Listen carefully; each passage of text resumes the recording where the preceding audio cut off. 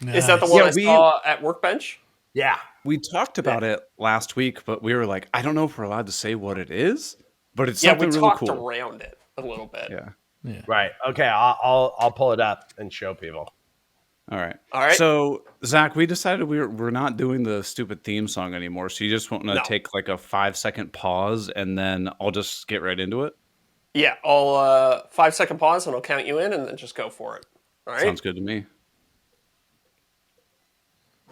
In 3, 2, 1. Welcome to Off the Cut episode 106 for Tuesday, March 12th, 2024.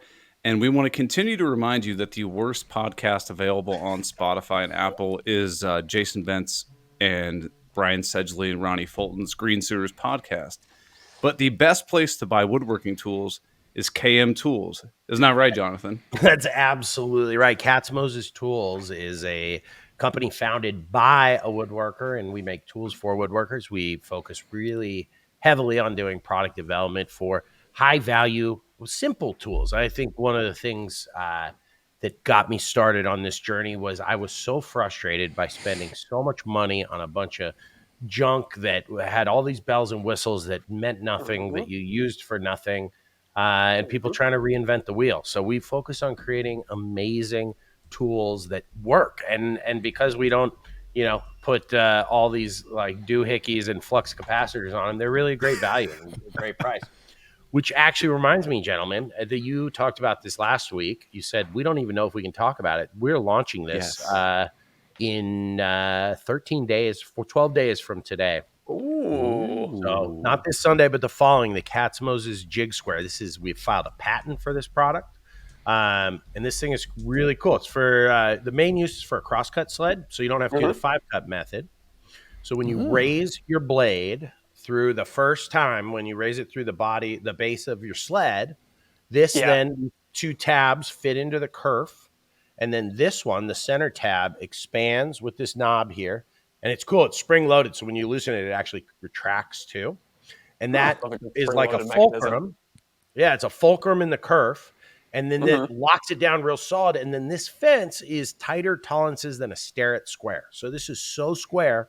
You clamp your fence to it, and you get a perfectly square fence. You shoot your screws. You don't have to do 5-cut method. You can do a crosscut sled in under 5 minutes. You can make a square crosscut sled. It's real cool. Huh. Now, I guess I could use that to square up the fence on my saw too, right? Yep, you can do the miter sled. One of the cool uses for it, like if you want to cut a super square panel out of a sheet, like a 4x8 sheet, you use your track saw, go 2x3 square.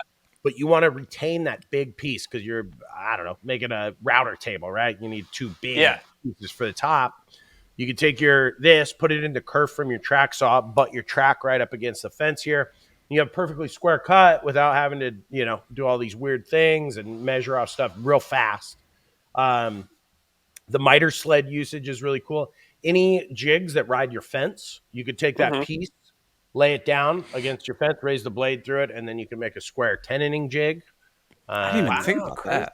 Yeah, that's true. I didn't realize it was such a multi-use product. Right. So if you need like a real obscure angle too, you could do the same thing with like one of those taper jigs. You could cut the opposing angle and then use the jig square to create like a brace piece for like if you're trying to do like a 12-degree splayed leg or something. So I'm like real excited about this. We worked on this one for a long time. And this one has an accompanying video too, right? Where you go into how square is square and kind of talk about the dynamics of like, what the margin for error is on a tool like this. Right. So we did a video a couple weeks ago. It was so cool because I wanted to find that out, like how square is square, because the tolerance on this, so worst case scenario is going to be off by 0.03 degrees, which is, I wanted to find out what that was, because that is tighter. That is a tighter tolerance than a Starrett 6-inch Starrett square. And it's roughly the same tolerance as a 12-inch Starrett square. And so I wanted to find out, what does that look like? So we took a crosscut sled, got it like dead nuts, like 0.0000 on the 5-cut method. Then we moved it forward by 0.1 and kept doing the 5-cut method. And then we would hold a Starrett square up to it and see if we could see light. So, like I said, the tolerance for this 0.03 degrees, we could not feel the square move in any way. Like it just was locked in as square can be until 0.067 degrees. So more than twice the error, the worst error on this. And then we couldn't see light until 0.081 degrees. At 0.081 degrees, you could hold it up with a flashlight behind it and start to see a tiny, tiny sliver of light. So this is 3 times tighter than seeing light.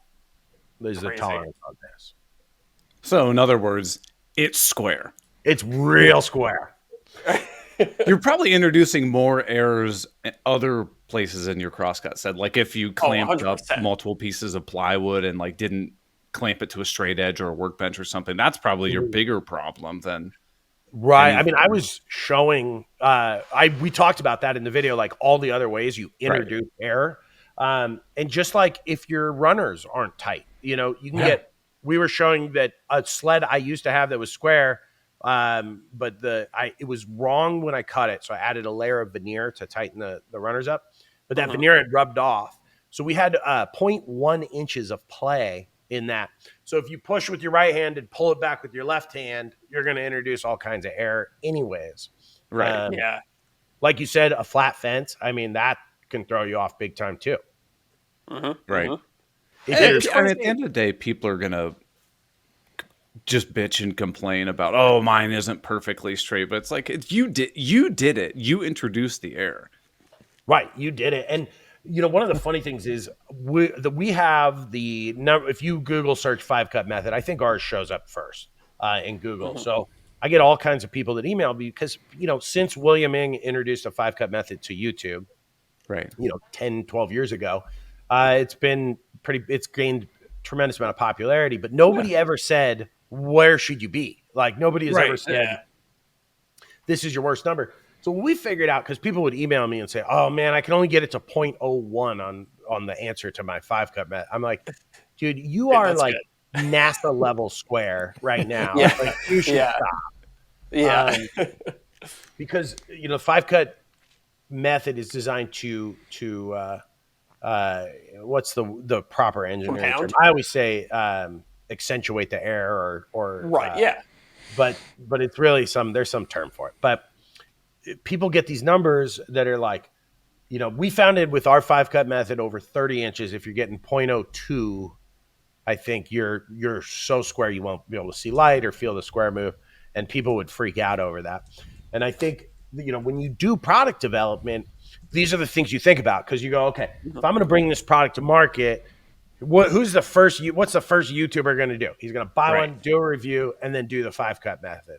You go, see, it's this number. And it's like, but what does that mean? And so that's what we were looking to show is like, well, what does the 5-cut method actually translate to in real life?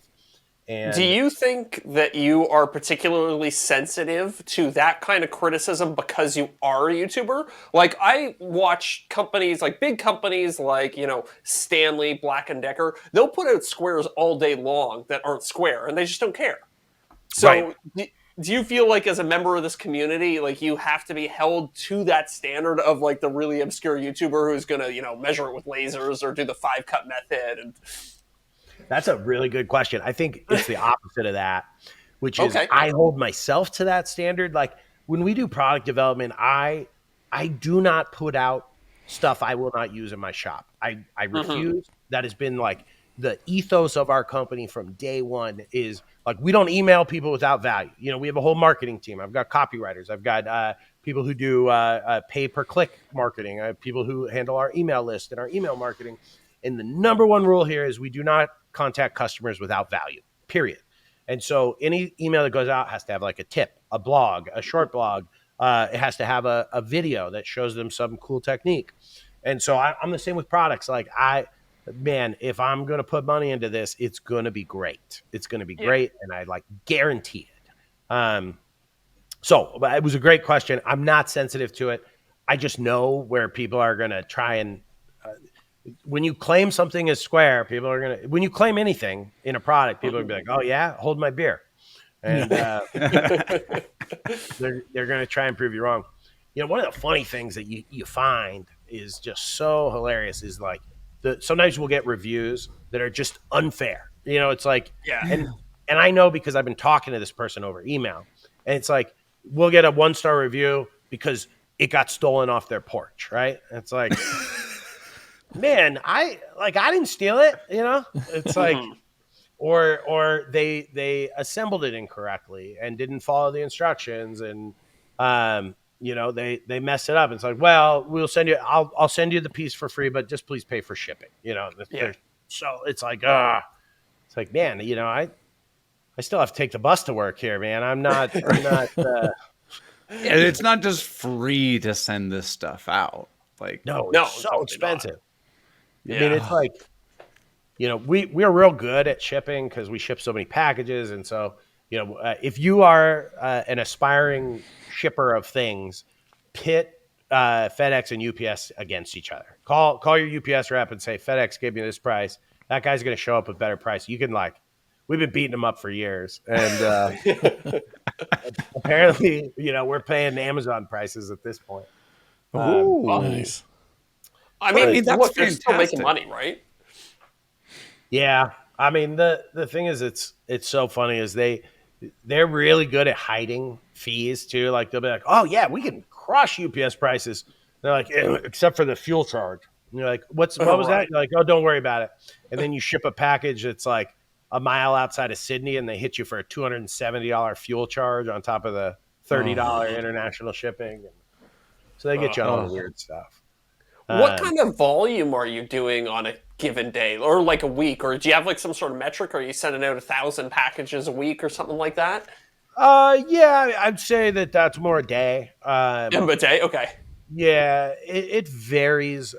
I could do a video and we'll ship out, 10,000 packages in a week. Sure. Yeah. Or if we launch like an expensive product, the router plane, for example, it's $200-ish bucks. We'll do a ton in revenue, but we only end up shipping out 150 packages. Sure. Right. And so you tend to kind of, it ebbs and flows, of course. The summer is the slowest time for woodworking tools, but it's weird because conversely, that's like the biggest time for like DIY stuff, like outdoor. Right. Right. Oh, interesting. Yeah, that makes sense. Yeah. My theory is it's completely based on my data, and my data alone is it's too hot in most people's garages unless you live in a place that's always hot and your garage is air conditioned. I think like California, we don't have air conditioners, at least where I live. And so people's garages during summer are like blistering hot. It's like my garage. Ain't there. Can't confirm. Eric's office, shop, and garage. No, my garage during the summer, because there are no trees above it. I have no air conditioning, and I have to keep the door closed because I'm still running a covert operation. I can get up to 120, 130 in that garage. Oh, damn, man. dude. How do you live like that? It is I mean, if you watch a lot of the videos, I'll be glistening in sweat while That's funny. I don't think I've ever actually noticed you sweating in a video, but I'll have to pay attention for it. Well, it's because I'm constantly like wiping my forehead and stuff. Yeah. Right. You gotta get an air conditioner that can run off the battery packs you have. I know. A couple more months and I'll be out of there. You need like one of those heart monitors or Apple Watches for your wife to like keep track of you, just in case you pass out. Yeah. He's dead. He passed out in the garage. Right? Alert! Your husband is on the floor. Life alert for fallen and I workers. can't get up. Right. Oh my god, that's too funny. Yeah. Well, Jonathan, have you recovered from Workbench Con since you've been back? I was so today am catching up. I've been back for a week and a couple days. And I felt like I got so behind, but I was laughing because I opened the Jig Square box, which you guys saw the Jig Square in Atlanta, and I found this picture, which is single-handedly the worst picture ever taken of Steve Ramsey and the best picture ever taken of me. Like the duality of this picture is so good. That is too funny. Steve looks Right? like a ghost. Yeah, because Steve was going around with the Polaroid camera and taking photos with people and whatnot. Well, and he's like 6'3", 6'4", and I'm 5'10", So poor guy's got the camera like right in his face, and we're 7 shades different color of skin tone. So The camera clearly adjusted for me and not for Steve. Oh, So, that's too funny. yeah. Hey, we have Where's Steve Yeah. based out of? I actually don't know. He's in Marin County, so it's just north of San Francisco. Oh, okay. So he's got no excuse not to have a tan. I was gonna say, Right. it's the California weather that keeps you so nicely tan. Have you ever been to San Francisco? The Oh, yeah. there's a Hemingway quote that is the coldest winter I ever spent was a summer in San Francisco. Yeah. Fair. So it's this weird. I grew up there. I grew up in San Jose in the Bay Area, and you would go to football games, Niners games or Giants games, and it would be 90 degrees in San Jose, and you'd have to bring pants and a jacket because it would be 85 degrees when you showed up, and then in the second inning it'd be 42 degrees, and then in the seventh really? it would be 95. It was real wild. The fog that comes off the bay was pretty intense. Crazy. I had no idea. Isn't about you San guys? Francisco known for like the most like carjackings and break-ins like per capita or something, like downtown San Francisco? I think they're competing with Portland and a few other big cities, Philadelphia. I mean, this probably isn't a subject for the podcast, but the fentanyl epidemic is so horrible. It's just rough. That makes Yeah, it sense. really is. That makes Seeing sense. people turn to zombies. It's just terrible. Yeah. But so woodworking, huh? On a brighter note. Hey, it gets us all. So, I know, Jonathan, you never really go to the classes at Workbench Con unless you're teaching one. So do you go predominantly for just meeting and chatting with people? Because that's kind of where I feel like the most value is.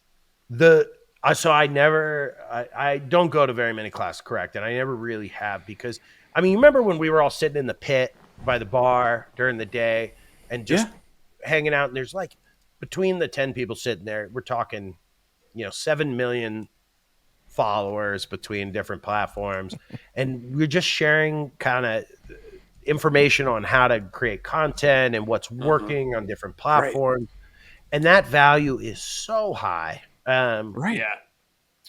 I think the classes are fantastic if you want to get into this industry, right? Like it gives you a real good overview of what people are doing to make it work. But if you have already found some success and some foothold, a lot of those classes aren't geared towards you, and you can sit around and talk to guys like you. And I think that one day it was us, it was Jason Bent, KJ Sawdust, Jason Hibbs. I mean, the endless list, Cam from Blacktail. And, It was a great group. We sat there for hours talking, Right? And JD from DFM Toolworks, I really like talking to him. Nice guy. Yeah, especially for me, he does what I do, which is product development and manufacturing distribution. So it was really fun to hear what's working for him and where his sort of trials and tribulations are. So I think that there is space for an event where you can do both, and I think Workbench Con has been amazing, but I think that we're working on an event. Okay, I didn't know if we were allowed to talk about it. yeah. I think we danced around this on the last podcast too. Right. Where I think maybe it'll be smaller and sort of a mastermind of sorts. I think we're brainstorming some ways. I had some real good conversations with some people. I won't mention their names. And they had some great ideas about how we could create an event that combined what we really like, which is the hanging out with our peers, and education. And I think that there's a way to do that is really special. So we just announced this week too, we're sponsoring Cam Tools is the title sponsor of the Austin or Texas Woodworking Festival. Yeah, I saw very cool. Yeah, I'm really excited. It's in November. I hope all you guys come out. You can be my guest. And it's going to be really cool. And I think we're creating some things like that to sort of practice what I'm talking about on a much, much smaller scale. But I think that people need like journey specific information. So like, where are you on your journey? Or do you have 10,000 subs on YouTube? Do you have 50,000 on Instagram? Like where are you trying to go? What are you trying to do? So I think creating like some classes that are much more tailored, but also less classes and then like breakout groups, everybody with 100,000 subs plus go in this room, and then at the end of the day, we'll mix the groups up and talk about what we learned and all those things. And I don't know exactly how we're gonna execute this yet, but I think we're coming up with some pretty good plans here. And I think it'll be in Denver, which will be cool. It'll be a little bit more West Coast, big hub. Yeah. Derek can come. Brewery. I'm actually looking at going to the Texas one. Oh man, So please come. That's encouraging. Yeah. Okay. Yeah. I mean, Derek, if you're going to go, count me in. I'll fly out for that. What is it? It's the Texas Woodworking Festival. It's really cool. It's much more woodworking specific. So Yeah. That's not Zach. I know, but you know what? Yeah, nobody's putting a computer I in can a desk. pretend. I can pretend. I'll Nerd. fake it for a couple days. I will say Zach is a good woodworker, so I've seen it. So Thank you. Appreciate that. don't let him I tell appreciate anybody any You different. see his last video? There's going to be a guy there, for example. One of the cool things that Austin has, so it's in Austin. We need a Canadian version. Someone said in the chat. Listen, Zach and I, we'll throw in a boot north of the border. It'll be great. It's going to be woodworking geared, so a lot more like skill based type stuff, which I think is so cool. There'll be like actual woodworking classes. There'll be some phenomenal makers. So Austin, who owns Austin School of Woodworking in Austin, it's a lot of Austins. Yeah. Wow. He has been teaching for years and years, and there's guys like Frank Straza, Philip Morley, Matt Canning, who teach at that school, who will be coming, who are like next level woodworkers. And then there will be like real phenomenal craftspeople showing their wares too. So there's a guy that sells $100,000 cellos that'll have cellos there that you can see. Be a bunch of tool companies. So it'll be a lot of really cool stuff. So I hope you come. It's going to be a cool thing. And then we're going to continue to put together an event for maybe the spring, late winter, who knows? I think part of the problem with, and I think you hit the nail on the head early on, part of the problem with Workbench is there isn't much of a delineation between what different, like who the classes are geared towards. And also there's a little bit of a misunderstanding. Well, I don't want to say misunderstanding, but the people who put it on aren't really of our industry, right? Yeah. I mean, they've certainly embedded in the industry. I mean, they've been doing it for 7-8 years. And I think that they are phenomenal at executing an event. Yeah. I think that Other than breakfast. right, That's true. watching hangover people eat pastries was pretty funny. But they've done a phenomenal job, and I certainly wouldn't knock them. But I think that there's been some loss of value in education there. And I think that a lot of the people teaching classes had great information to share, but I think, when we throw an event, we're going to invest in some of the top people in each kind of subject matter to really do that and create some evergreen content that can live on forever. So it can become sort of a combination of classes that you can purchase digitally. Sure. Where those people who taught it can continue to generate revenue long after the event and those kind of things. That's a good idea. Incentivizes the speakers to put more into it. Yeah. Right. I mean, a lot of those panels are like, I'll show up and answer questions. But, some of these people, I would love to hear a deep dive into their process and how they accomplish some of their success, because I think all of us have skills we're great at and skills we're terrible at. And being able to be face-to-face with your peers and get that information is pretty cool. Yes. To me, that's hands down the most valuable thing about these events is just to go up to somebody and just be like, hey, what's successful for you in your business right now? What are you struggling with? Because you might be struggling with something that I'm crushing it at right now. And none of us are competing against one another.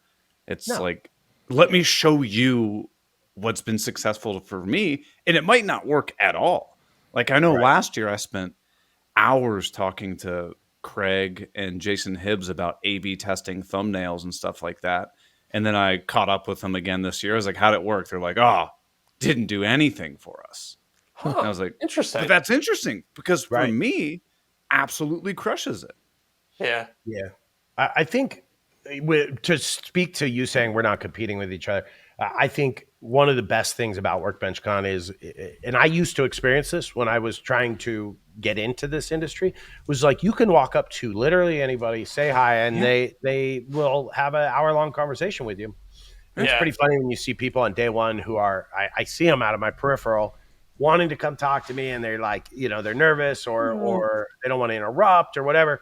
And then they come talk and we have a great conversation. And then the rest of the weekend we're friends and they hang out and they have a beer. And it's like, they're like, I can't believe I was nervous to meet you. You're just a normal guy. I'm like, yeah, this is the only place I'm famous. The rest of my life, Right. gives a shit. Or do that thing where you go to the grocery store and somebody's kind of looking at you and you're like, I think they might know me. And you're like, who am I kidding? They don't know who I am. You could be Mr. Beast, the biggest YouTuber ever. People still wouldn't recognize you in daily life because not everybody watches YouTube. Out of context. Right. I know. I have it happens to me about once a week where I get recognized, and I have a pretty strict rule. If I'm with my daughter, I'll say hi, but I'm not gonna she feels me tense up, and she's like, who is this stranger? But if I'm by myself, I always talk to people. The funniest is when they recognize you and then they sit close to you. Like this happens to me at airports all the time. Somebody will be, I feel like I have to recognize at airports. They'll sit across from me for a while and try not to catch me looking at, them looking at me. Yeah. And I'll go to get up and be like, oh, can I get a picture? I'm like, yeah, of course. You could have asked 10 minutes ago. They're making me feel weird. You gotta lie, be like, are you Jonathan Katz Moses? And be like, who? No, I'm Jimmy Kimmel. Yeah. Jimmy Kimmel. I've heard that one before. That's pretty good. I know. That's funny. When I was younger and skinnier and hotter, I used to get Nick Lachey all the time when I was bartending. But now I just get Jimmy Kimmel. Well, you could still be Nick Lachey. Yeah. I see the Nick Lachey thing actually more than the Jimmy Kimmel thing, I think. Right. Yeah. Someone just made the best comment, which is so true. Sometimes I think YouTube famous is the same as Monopoly rich. Cool, but you still got to take out the trash. Right. Yeah, very true.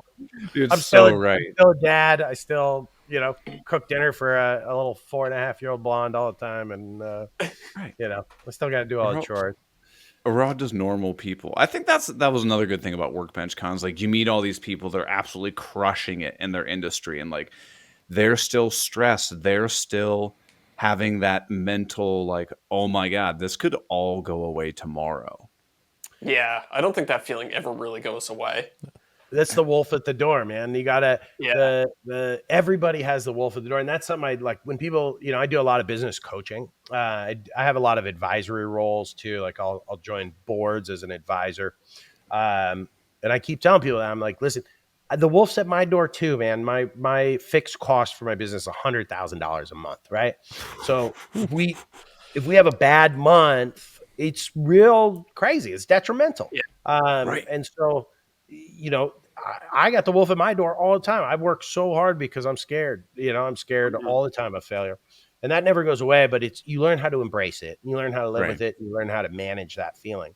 It's a good motivator. Yeah, man. Homelessness is a great motivator.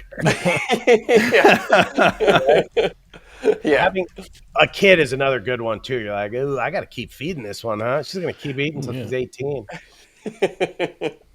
But I would take the insecurity. That's what I've learned over the past year or two. I would take the insecurity of running my own business over the,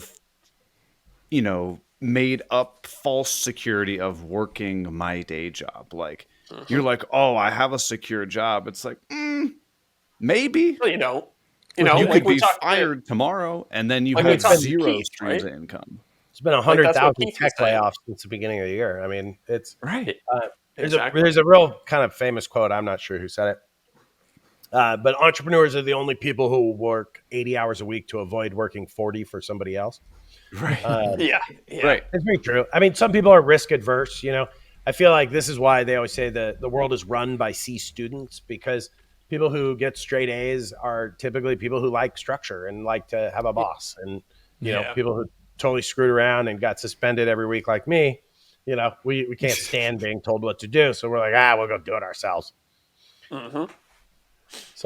Someone said, Jonathan, since you're reading the comments, hi, and I don't know if you saw it, but 2 minutes ago I waved like he could see me. Wave down to the That's comments section. that's Yeah. dude. That's our resident other Canadian on this podcast. Nice. What up, Dadu? Well, Is that his Yeah. real name? That's a great name. no, Actually, that's I his think that's his handle. internet handle. internet Got it. handle. It is. Got it. Well, Jonathan, I'm curious. So you started out with the dovetail jig, right? And you were making them yourself and stuff like that. Yeah. So many people out there, especially now, have gotten into like 3D printing, and they're like, "All right, I'm going to do this product, and I'm going to fulfill it." At what point do you say, "I am not fulfilling these out of my home, and I need to like hire people to fulfill this stuff for me"? Because that's one of the things I want to get into, is doing my own products. But for me personally, I can't think of anything worse than having to like fill out these orders and stuff like that. Right. I mean, so what's cool is that's what we do. We work currently with about 25 content creators fulfilling their products. And that's like the biggest struggle, right? Because I've had this very cyclical journey where when you create something great and awesome, it ruins your business. It's like this weird thing. I created the dovetail jig. I released 2 videos on it. And if you go back through my YouTube history, I didn't make another video for a year and a half because those 2 videos, which at the time had maybe 10,000 views at best, made that product so popular that I just made dovetail jigs 40, 50 hours a week and fulfilled orders myself. Yeah. And, so I ruined the growth of my business by doing that. So what you're talking about, Eric, is how you grow, right? Like the best investment you can make goes 2 ways. So you hit a fork in the road, which is I can hire people and create my own business here where I do this, or you work with people like me who can take over all the shit you don't want to do. And so, when you look at, when you come here to visit, you guys, you'll see, but you look at our pick and pack stations. Each pick and pack station costs about $7,000, right? Doesn't mean you need that to fulfill packages, but that's how you work lean, right? Lean is like a Japanese term about cutting time and all these things. But so you have to make investments in yourself, and those work. I mean, if you have something that's successful, investing in the structure and logistics of your business is the most important thing you can do. And I always say when I'm coaching, if you can't delegate, you just own a full-time job. And so you need to be able to say early on, before you get like me, where you make dovetail jigs for a year and a half, like I should have done something else on month 1. I should have seen that. And it was a valuable lesson I learned. But if you're not embarrassed by what you were doing yesterday, then you're not growing, right? Like I used to print labels one at a time in my HP 8700 or whatever it was. I'd take a printer label from Staples and I'd stick it in the printer, and I'd go to stamps.com and I'd highlight the guy's order from Squarespace and I'd copy and paste it over here, and I'd select the ship insert. I hit print. I could do 300 packages in a week with a helper. And now, because we've invested $7,000 per pick and pack station, these guys can do 500 orders a day. So it's about investing in the processes and like seeing the writing on the wall that if you want to make a lot of money, if you want to be real successful, and you want to be able to go on vacation, you got to delegate, you got to hire people, you got to make the decisions. Or you find somebody like me that is 3PL. That's kind of what that is. The technical term for that service stands for third person logistics. And where you basically just, it's like an Amazon warehouse, but different. You just ship a bunch of your products to that person, or I make a lot of the products we ship for people, or I manage the manufacturing, and so you give it to them, and they can just take care of that for you, so you can continue to create and do what you do best. Yeah, I think you said it perfectly. One of the things we've always harped on people is from the get-go, like the simplest thing to hire out, like your accounting, hire a CPA, even if you're making just a little bit of money. It just instantly frees you up and you don't have to worry about it. So like I just hired somebody who's going to be doing my plans, because I used to spend 3-4 whole days making my plans, and I was like, why don't I just hire this out? Right. And it just offload all the things that you don't have to do. Well, and also you drawing plans, that doesn't make you any money. That doesn't make you a penny. No. You selling plans makes you a penny. Right. So like if the act itself does not actually grow your business, develop new stuff, new revenue streams, you should delegate it. And it's hard to do obviously on day one.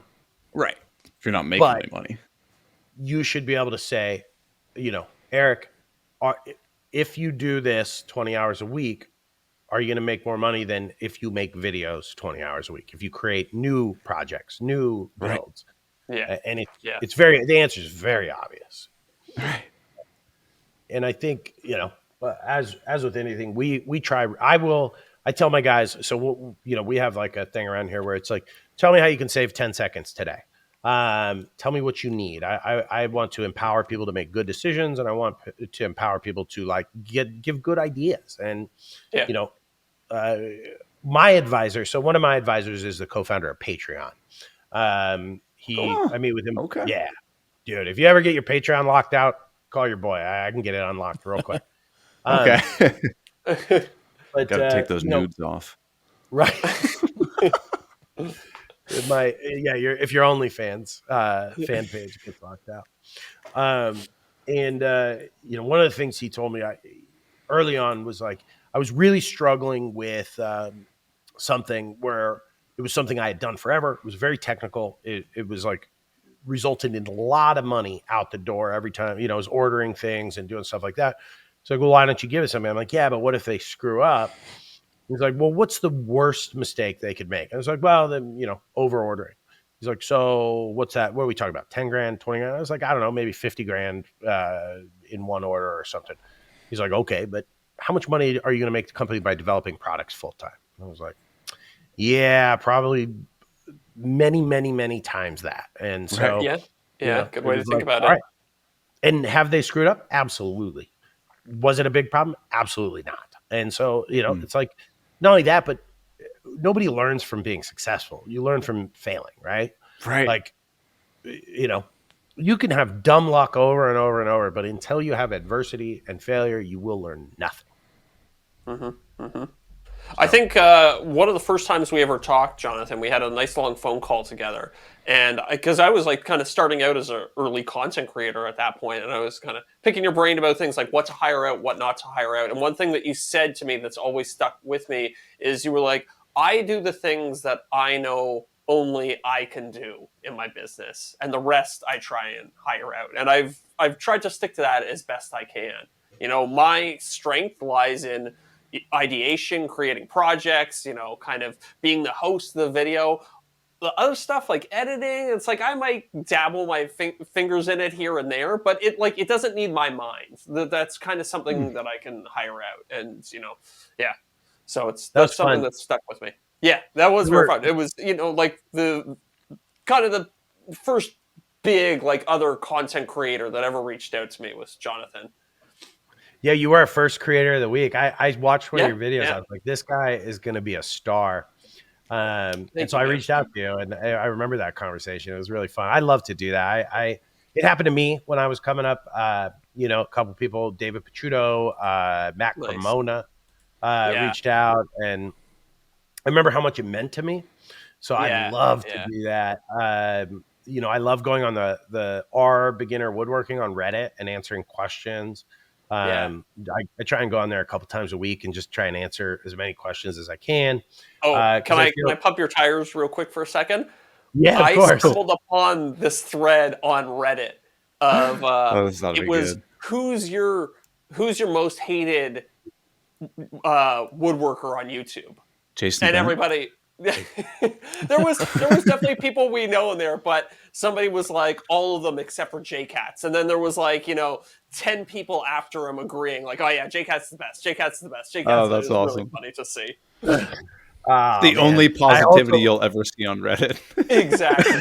I know, it's like the only place as mean as TikTok is Reddit.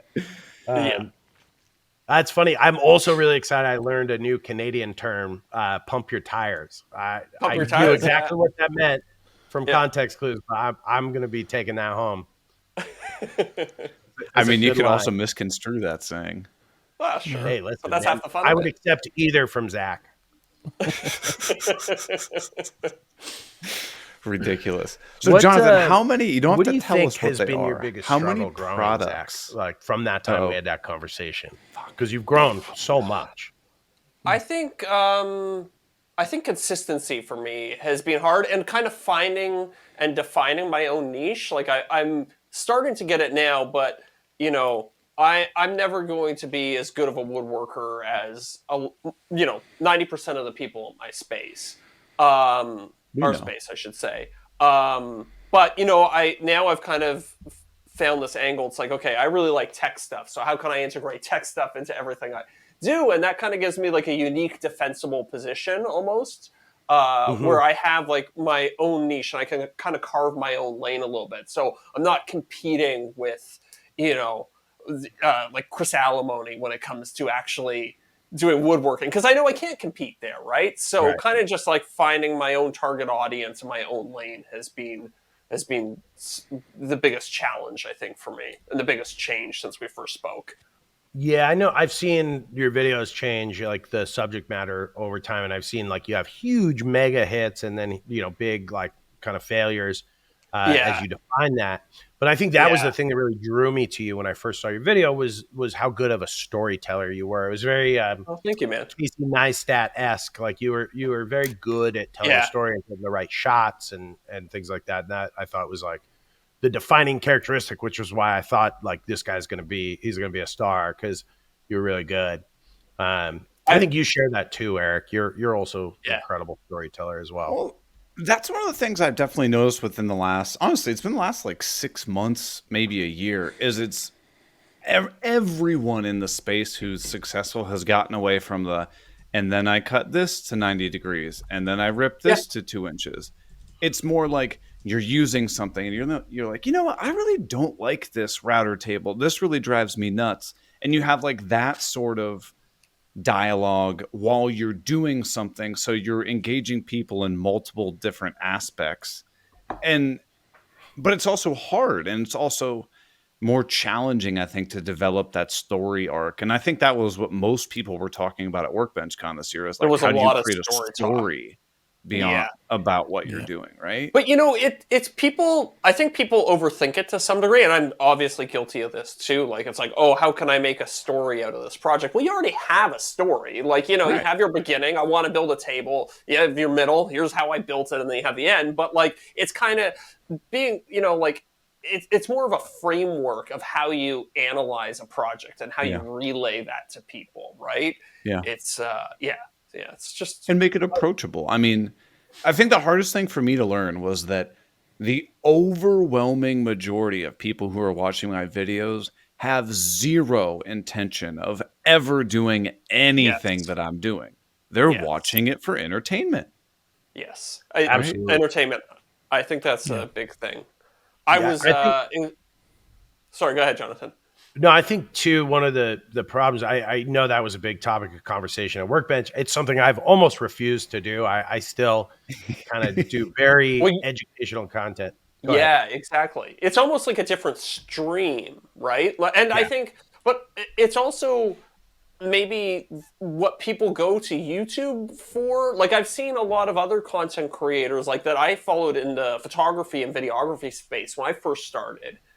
They were like very instructionally oriented content, and that's what blew them up, and that's kind of what they got known for. And then a lot of them stopped doing that, and their channel struggled. So it's kind of interesting. Like I feel like a lot of people come to YouTube for entertainment, but if you start as an educator, it's hard to make that pivot into just being a storyteller or an Well, I think, entertainer.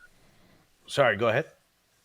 No, I'm done. I'm done. Oh, um, I think too, the reason we've stuck to that, it stuck to just educational content is because one, that's what I do well. That's what I've always done. I love teaching. I really, Yeah. I really have gotten an extreme joy from that. But I think too, like you said, a lot of people are freaking out about this. You know, everybody's like really trying to pump their views, and they're being disingenuous in their story. They're creating hard to follow storylines or not. And I think what really shines through in anything that people do is like genuine like joy in the creation of whatever they're making. And that's where people sort of start to fail, is they lose sight of the fact that this is about doing something you love and sharing that with the world.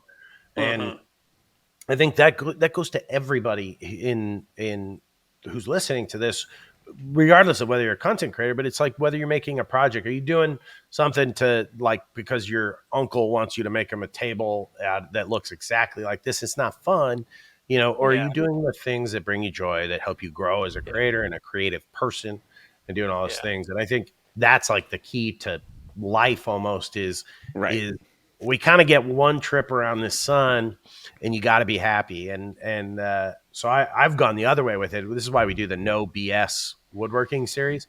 I'll just highlight a comment real quick. Oh wait, I'm gonna do it here. That's Joe Welsh.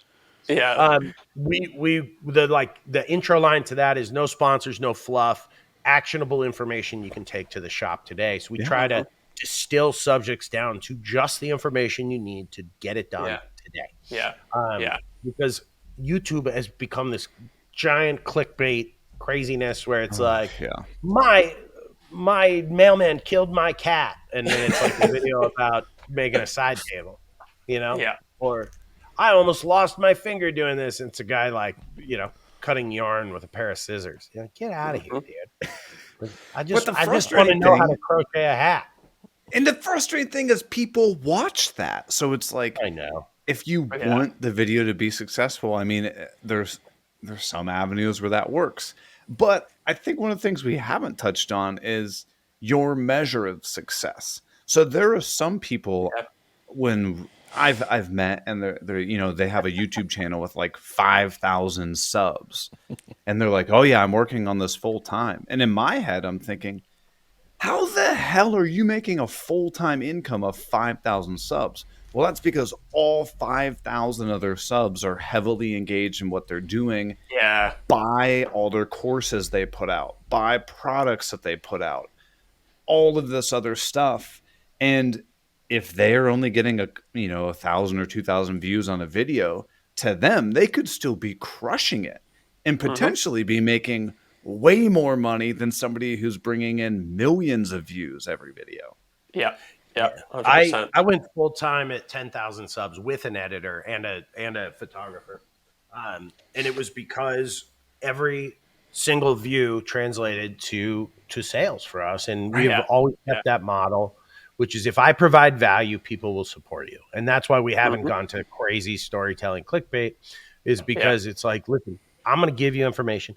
And that's why that's why I built Cam Tools, was I wanted a company that like really believed in the tools that it had.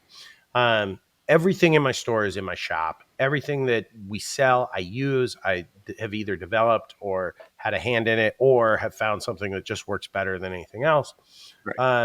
Because there was just so much BS out there, and it's becoming very hard to tell whether a review is paid or not, you know, and it's tough.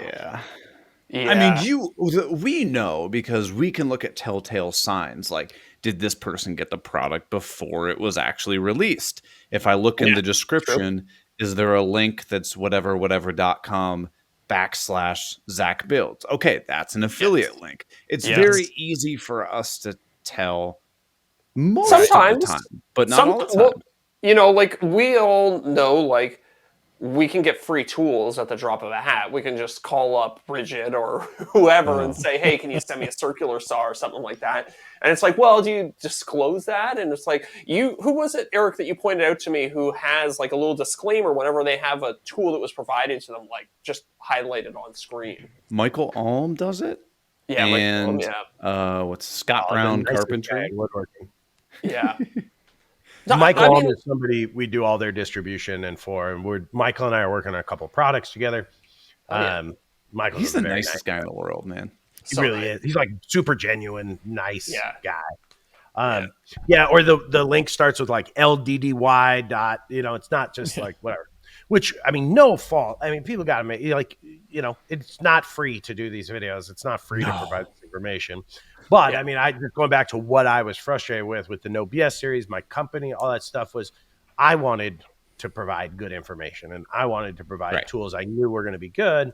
And like, all credit to everybody else, do your thing. Like, I'm not going to bash anybody for making money and having a job, but that's what I firmly believe in and wanted to do. So yeah. I think now, Jonathan, do you ever struggle against like the trends of YouTube? Like we've all seen over the last, couple of years, like there's definitely been a push towards longer form videos. But you're talking about making this instructional content that's as dense and as short as possible because you want to deliver the most value to people in the least amount of time. So, you have two conflicting principles there. Like you want to almost pad out your videos to, be picked up more in the algorithm, to be favored more by YouTube. But then, you want to be better to your audience and deliver as much information as you can in the littlest amount possible. Right. Yeah, you know what I mean. Exactly. I have since day one not cared. Because for us, that's not our business model. Our business model is not try and get as many views as possible. It is let me provide you value. And if I provide value, you can reward me by purchasing that value from me. But you don't need to. I'm not going to shove it down your throat. But